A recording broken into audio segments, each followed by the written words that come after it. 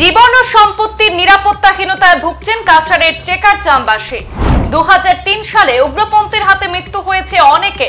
2003-এ তো মারা গেছে, আমার কাকু মারা গেছে, আমার দাদা মারা গেছে, এরপরে আমার জামাই ঘরের টাকি কাকা শ্বশুর মারা গেছে, এরপরে তো গাঁয়ের মানুষ পেজানো মারা গেছে, মাসির জামাই মারা গেছে, ঘরের গ্রামের কাকু ভাই এরা মারা গেছে। সপ্তাহ দিন পূর্বে আবারও রাস্তায় গোলাগুলির ঘটনায় আতঙ্কিত হয়ে উঠেছেন জনগণ। এখন তো আমরা তো সপ্তাহ দিন ওই যারা আইয়া রাস্তার তারা করে গুলি চালাইয়া গেছে। রাত হলে জঙ্গলে থাকি, দিন হলে ঘরে আসে।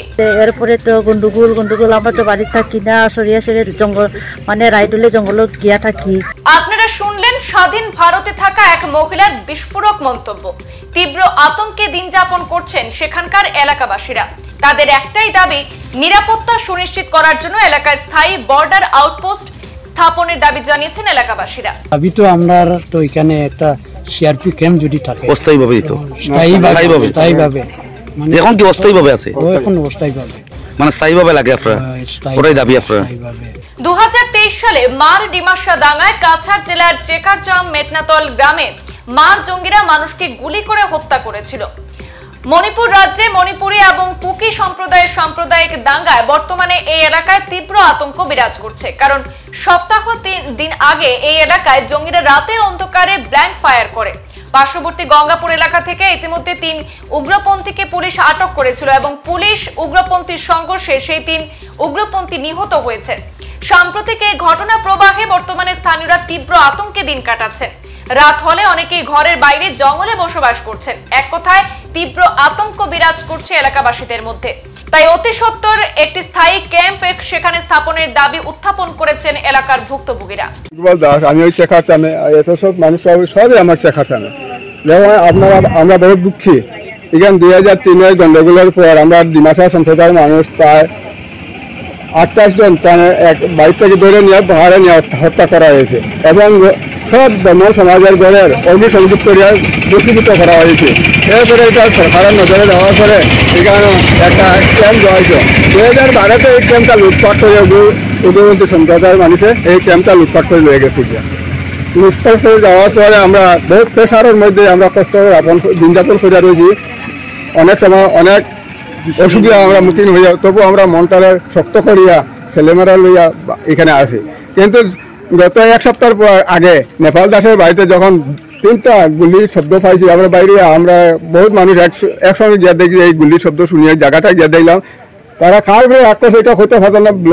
রাস্তায় পিডব্লিউ রোডের উপরে একটা আর সাইডে একটা। আর পরে আমরা একটু নজর দিলাম, দেখা যায় একটা ঠুলা পাওয়া গেছে। তা আমরা 3টা ঠুলা পাইছি, দেখা যায় এটা মনে হয় আকাশ থেকে পড়ছে নাকি, আকাশ দিকে তারা ফ্লো করলো। এরপর থেকে আমরা মনে বেশ আতঙ্ক, আমরা রীতিমতো বাড়ি ঘরে নাই। কোনো দিকে কোনো সারা শব্দ শুনে লোকের মুখে যদি আমরা খবরও পাই, তখন আমরা বাড়ি ঘর ছাড়িয়ে যাই। এটা শুনিয়ে আমরা কচুরাম থানার ওসি মহোদয় বা সরকারের তরফ থেকে একটা ক্যাম্প আছে, ক্যাম্প আছে, তাহার মতো সুব্যবস্থা নাই। আমরা এখন তা পার্মানেন্ট দিয়েছি একটা এলপি স্কুলে। এলপি স্কুলটা 1 তারিখে খুলে দেবো। এখন আমরা কই রাখতাম আর একটা উইভিং সেন্টার আসলো, ওইটা এখন খালি মনে রয়েছে। ওই জায়গাটা আমরা পরিষ্কার করেছি। আমরা সাধারণ মানুষ, এখন দেখা যায় বহুত পয়সা খরচ দরকার। আমরা কই থেকে পয়সা হয়, এখন টিন নষ্ট হয়ে গেছে কয়েকটা, এবারে বিদ্যুতের প্রয়োজন আছে, কারেন্টের লাইন এটারও দরকার আছে, কারেন্ট আমরা কই থেকে দিব।